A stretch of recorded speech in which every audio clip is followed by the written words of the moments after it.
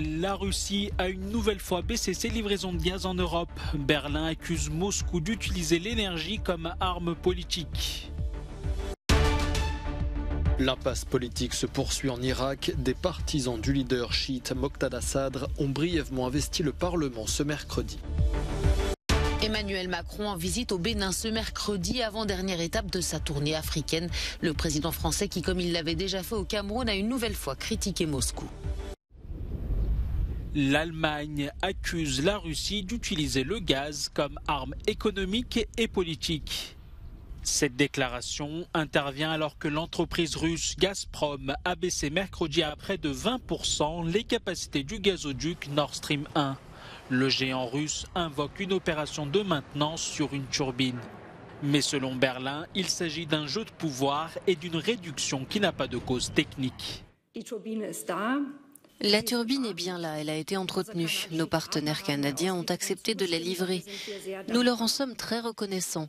Donc, de notre point de vue, rien ne s'oppose au transport de la turbine vers la Russie. Ce que nous voyons ici est en réalité un jeu de pouvoir et nous ne nous laisserons pas impressionner par cela. De son côté, le Kremlin explique la réduction des livraisons par les sanctions occidentales prises contre la Russie qui, selon Moscou, compliquent les travaux. Mais beaucoup s'accordent à dire que la crise énergétique actuelle a une portée plus large. Est-ce qu'il y a ici une volonté stratégique de la part de Gazprom et des autorités russes de réduire les approvisionnements en gaz et d'utiliser le secteur de l'énergie comme un moyen de pression ? Ma réponse est oui. Il y a très certainement une décision politique derrière tout ça. Parce que nous ne sommes pas dans une situation habituelle. Nous sommes dans un contexte de conflit à grande échelle qui oppose des pays. C'est une confrontation entre l'Occident collectif et la Russie, et tout le monde est conscient de ça. Mardi, les 27 pays membres de l'Union européenne se sont mis d'accord sur un plan prévoyant de réduire de 15% leur demande en gaz naturel d'ici mars 2023. L'objectif est de prévenir les risques de pénurie. 10 mois après les élections législatives du mois d'octobre dernier, l'impasse politique se poursuit en Irak et la situation ne s'améliore pas. Ce mercredi, des partisans de Moqtada Sadr, l'influent leader chiite, ont brièvement investi le Parlement. Les contestataires ont occupé le hall intérieur et l'hémicycle en brandissant des drapeaux irakiens.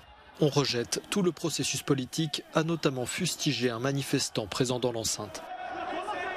Ces manifestants dénoncent en effet la candidature au poste de Premier ministre de Mohamed Shaya al-Soudani. Cet ancien ministre et ancien gouverneur est le candidat d'une alliance de factions chiites pro-Iran qui regroupe la formation de l'ancien Premier ministre Nouri al-Maliki et les représentants de Al-Ashd al-Shaabi, composé d'anciens paramilitaires intégrés aux forces régulières.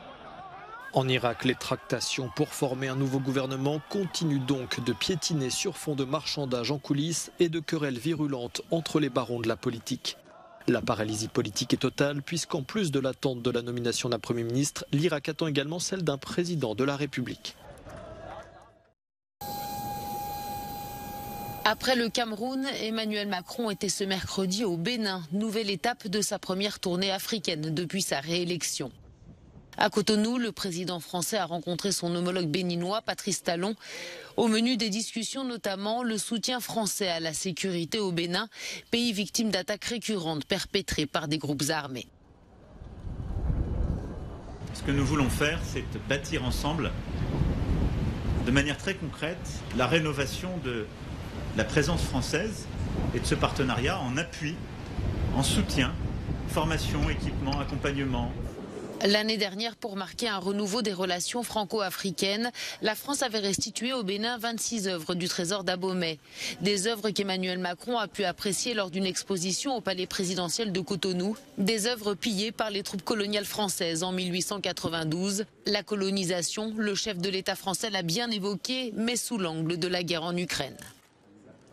La Russie a lancé une offensive contre l'Ukraine. C'est une guerre territoriale qu'on pensait disparue du sol européen. La Russie est l'une des dernières puissances impériales coloniales Emmanuel Macron avait déjà vivement critiqué Moscou mardi lors de sa visite au Cameroun et alors que le chef de la diplomatie russe est lui aussi en tournée en Afrique.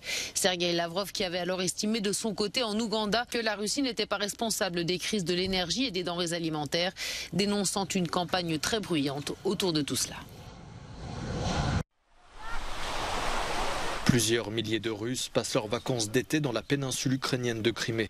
Cette péninsule annexée en 2014 par Moscou sert de base arrière de l'armée russe dans sa guerre contre l'Ukraine. Mais la saison touristique s'annonce morose, notamment ici à Sébastopol. Les risques liés au conflit, les difficultés d'accès et les premiers effets des sanctions occidentales sur le portefeuille des Russes ont entraîné une baisse de la fréquentation. Cette touriste de 31 ans est venue en voiture de Saint-Pétersbourg avec son mari et ses 2 enfants.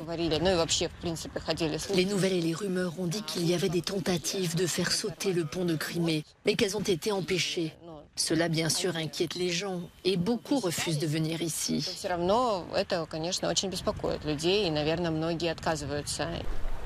Ancien colonel à la retraite de l'armée de l'air soviétique, Albert Agagoulian, 69 ans, tient un petit restaurant de grillades à proximité. L'endroit est quasiment vide et ses revenus sont en chute. Tout va bien pour nous ici, mais les gens ne viennent pas parce qu'ils ont peur. C'est bénéfique pour ceux qui en profitent, mais pas pour le peuple russe. La ville de Sébastopol, qui se trouve à 300-400 km des combats, abrite la flotte russe de mer Noire dont les navires déployés en mer tirent presque tous les jours sur le territoire ukrainien.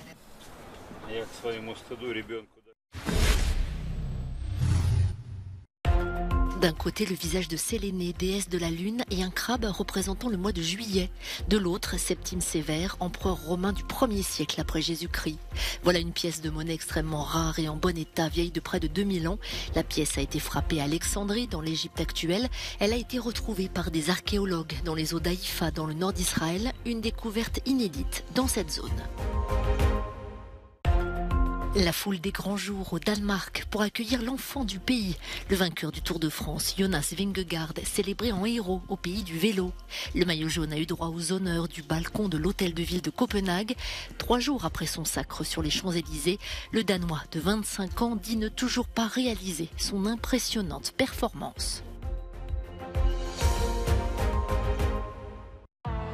L'Allemagne, une nouvelle fois au sommet de son art, se qualifie pour la finale de l'Euro en battant la France 2-1. Une équipe qui doit beaucoup à son capitaine Alexandra Popp, auteur d'un doublé. La France qui égalise juste avant la pause grâce à un but contre son camp de la gardienne allemande. Pas suffisant pour accéder à un stade jamais atteint en grande compétition pour les Bleus de Wendy Renard. 9e finale pour une Nationalmannschaft multititrée et très en confiance.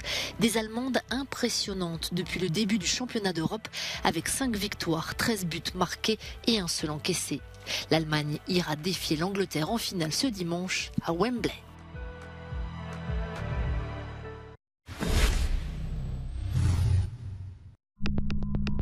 Pristina, la jeune capitale du Kosovo, accueille Manifesta, la 14e du genre, pendant 100 jours. Il s'agit de la seule biennale d'art contemporain itinérante qui change de région et de ville en Europe tous les 2 ans. Conçue après la chute du mur dans les années 90, elle questionne les nouvelles réalités sociales, culturelles, politiques et environnementales apparues depuis la guerre froide. Et pour la présidente du Kosovo, c'est une occasion unique pour son pays. Pristina est à son meilleur lorsqu'elle accueille des personnes du monde entier.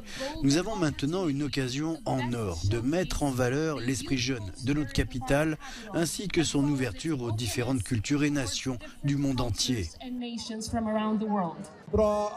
Pristina fait désormais partie des villes européennes.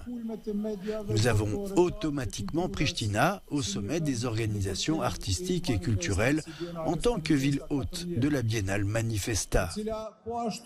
Et en plus, cela permet d'amener des artistes étrangers, de créer une plateforme fantastique aussi pour nos artistes locaux. La biennale compte 103 participants, dont 39% sont originaires du Kosovo. Toutes les expositions et tous les événements sont gratuits. Manifesta 14 Pristina se déroule jusqu'au 30 octobre 2022.